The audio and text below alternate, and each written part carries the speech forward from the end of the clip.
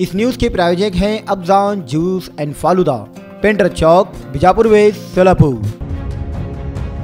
आज़ादी Bachao news channel में सभी दर्शकों का स्वागत है। सोलापुर लोकसभा चुनाव इंडिया अलायंस की उम्मीदवार एमएलए परिणीति शिंदे ने आज इंडिया अलायंस के स्थानीय नेताओं को लेकर पत्रकार परिषद ली, जिसमें सभी नेताओं ने कहा कि इस बार सोलापुर लोकसभा में इंडिया अलायंस के उम्मीदवार को ही जीत मिलेगी। और वहीं लोकसभा उम्मीदवार आमदार परिणीति शिंदे ने बीजेपी पर जमकर हमला बोला। मी आपली क्षमा मागते की एकदा थांबावं लागलं। मी अक्कलकोट दौऱ्यात होती आणि तिथून यायला नेत्रे साहेबांनी मला थोडा विषय सांगितला। आज महाविकास आघाडीची ही पहिली प्रेस कॉन्फरन्स आहे, पत्रकार परिषद आहे आणि या पत्रकार परिषदेत मी आपल्या सगळ्यांचं स्वागत करते। महाविकास आघाडीने विश्वासाने मला सोलापूर लोकसभेची उमेदवारी दिली, त्याबद्दल मी महाविकास आघाडीच्या सर्व नेत्यांची, आदरणीय शरद पवार साहेब, आदरणीय उद्धव बाळासाहेब ठाकरेजी यांचे मनापासून आभार मानते। सीताराम येचुरीजी, अरविंद केजरीवालजी, मी मनापासून आभार मानते। ही निवडणूक लोकशाही वाचवण्याची निवडणूक आहे। ही निवडणूक संविधान वाचवण्याची निवडणूक आहे। ही निवडणूक नसून ही आता लोकांमधून उभी राहिलेली एक चळवळ आहे असं म्हणायला हरकत नाहीये। त्याला एक चळवळीचे रूप आलंय, कारण लोकांनी आता ठरवलं आणि लोकांनी ही निवडणूक कुठेतरी ताब्यात घेतली असं एक चित्र आम्ही फिरताना आम्हाला दिसत आहे। आज महाविकास आघाडी एकत्रित लोकशाही वाचवण्यासाठी आली आहे।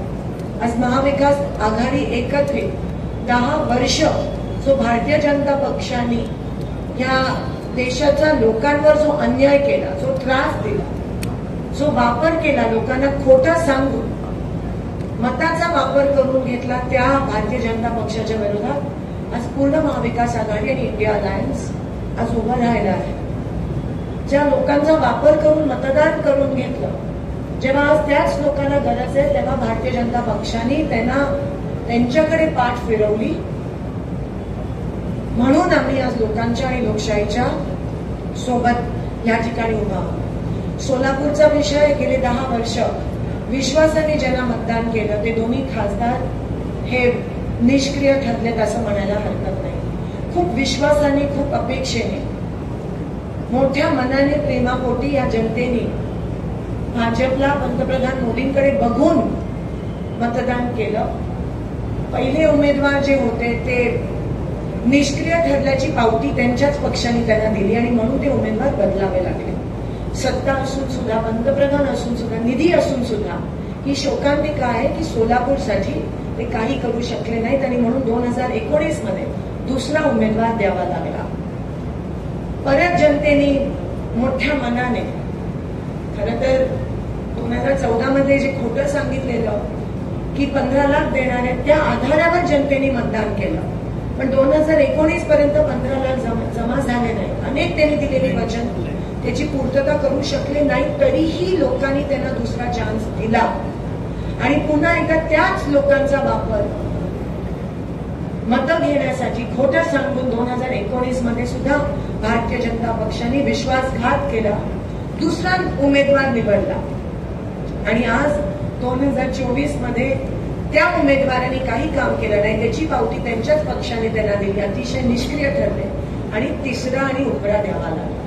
ही शोकांतिका आहे की सत्ता असून सुद्धा तुम्हाला उमेदवार बदलावे लागतात, कारण का त्यांनी काही काम केलं नाही। एकदा पण लोकसभा 6 तालुके मतदान करतात, एवढी मोठी लोकसभा काही छोटी गोष्ट नाहीये। लोकसभा उमेदवार निवडून आणणं, लोकसभेवर खासदार पाठवणं छोटी गोष्ट नाहीये।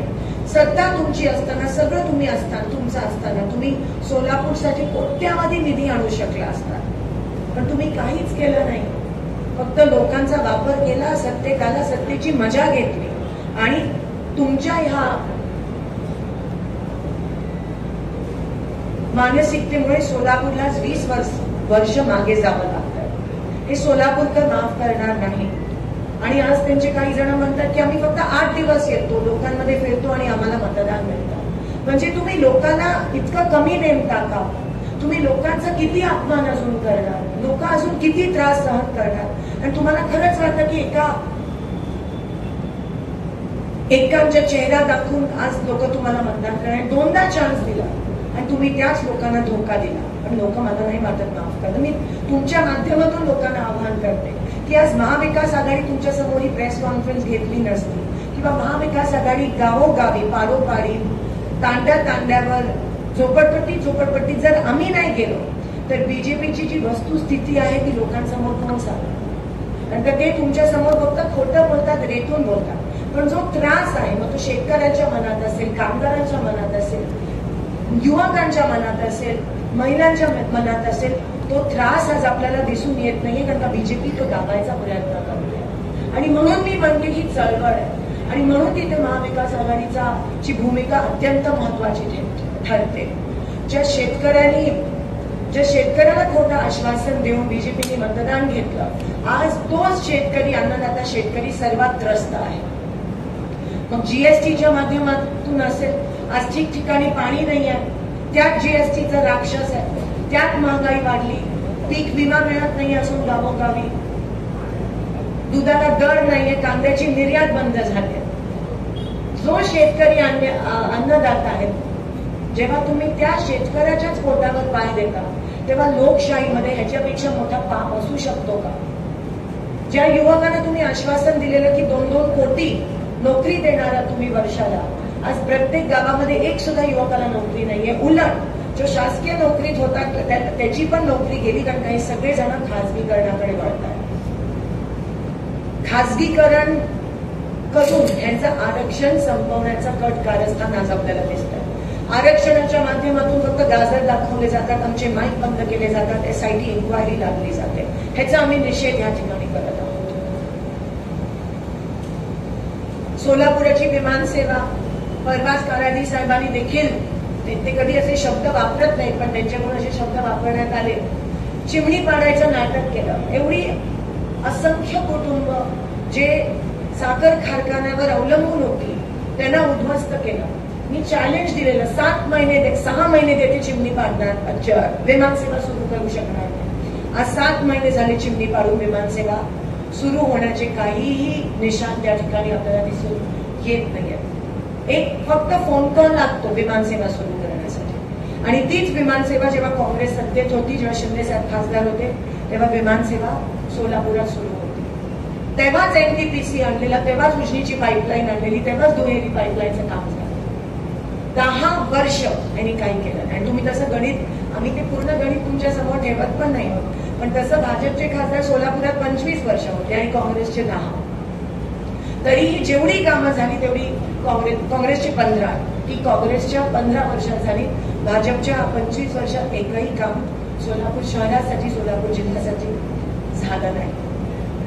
आणि म्हणून आज आम्ही एकत्रित आलोय सोलापूर जिल्ह्यासाठी. काल तुम्ही बघितलं की महाराज देखील तुतारी हातात घेतली आणि लोकशाही वाचवण्यासाठी आज हेच भाजपचे खासदार संविधान बदलण्याचं भाष्य करत आहे.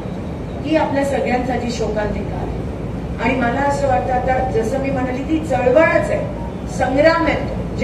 जसं स्वातंत्र्य संग्राम होता तसा आता लोकशाही वाचवण्यासाठी, संविधान वाचवण्यासाठी, त्या शेतकऱ्यांना न्याय मिळण्यासाठी, त्या महिलांना न्याय मिळण्यासाठी, युवकांना रोजगार मिळण्यासाठी ही चळवळ दिसून येते.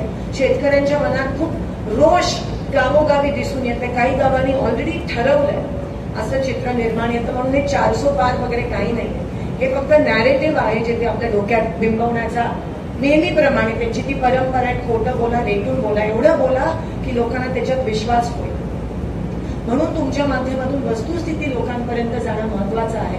कालच एका अंकात आलं होतं की इंडिया अलायन्सला जास्त यावेळेस सीट्स मिळणार आहेत, 400 पार वगैरे काही नाही असं असतं तर ते एवढे घाबरले नसते आणि अरविंद केजरीवालांना एका रात्रीत अटक केली नसती, काँग्रेसचे अकाउंट सील नसते केले किंवा हेमंत सोरेनना त्या ठिकाणी अटक नसते केली. जर महाविकास आघाडीचा उमेदवार सोलापुरात निवडून येईल तर 100% आमच्या जाहीरनाम्यात आम्ही दिले.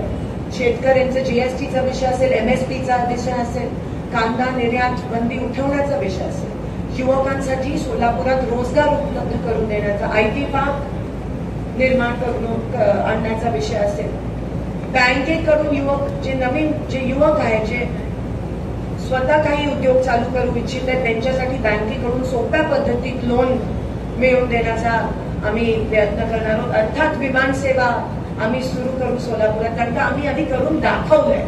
आम्ही खोटं बोलत नाही, पण करून दाखवलं आणि त्याच आधारावर आम्ही तुम्हाला आश्वासन नाही पण वचन देत आहोत. पाण्याचा प्रश्न इतका बिकट आहे.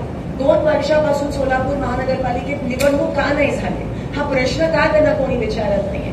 2 वर्ष जिल्हा परिषद असेल, ग्रामपंचायत असेल, आज महापालिकेमध्ये भोंगळ कारभार आहे, प्रशासक आहे, नगरसेवक नाही आहेत आणि म्हणून पाण्याचं नियोजन नाहीये. असं नाहीये की उजनी पहिल्यांदा मायनसमध्ये गेली, उजनी आधी पण मायनसमध्ये गेलेली, पण काँग्रेसच्या काळात आम्ही एका रात्रीत सक्षम पंप लावून दुष्काळात सुद्धा उजनी मायनस असताना सुद्धा पाण्याचं नियोजन केलं आणि सोलापूर शहराला दुष्काळात 2 दिवसाआड पाणी दिलं.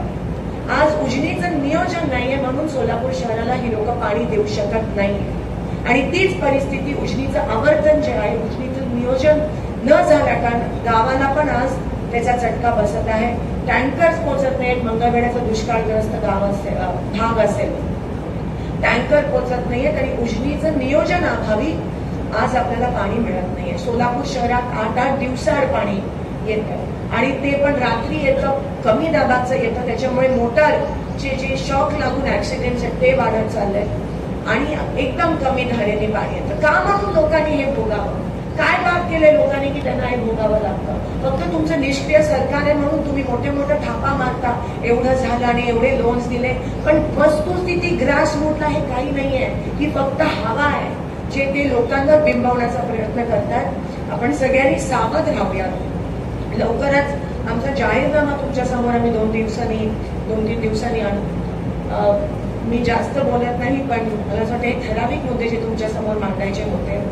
आम्ही 17-18 तारखेला फॉर्म भरत आहोत. मी आपल्या सगळ्यांना आमंत्रित करते त्या फॉर्म भरण्याच्या नॉमिनेशन रॅलीसाठी. आपण सगळे यावे. 17 तारखेला 6 ठिकाणी प्रचारात रामनवमी निमित्त प्रचाराचा नारळ आम्ही फोडत आहोत.